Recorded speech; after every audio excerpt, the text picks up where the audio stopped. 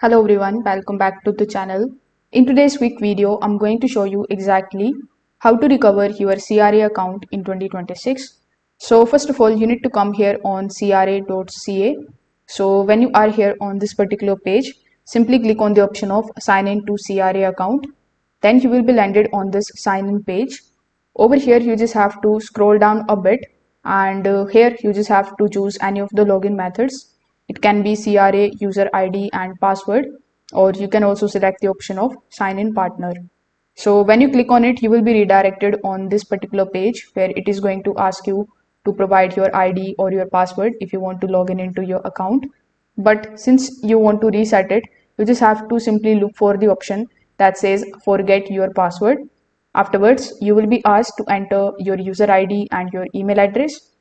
Then you need to simply follow further on-screen instructions that will be sent on your email address to successfully reset your password.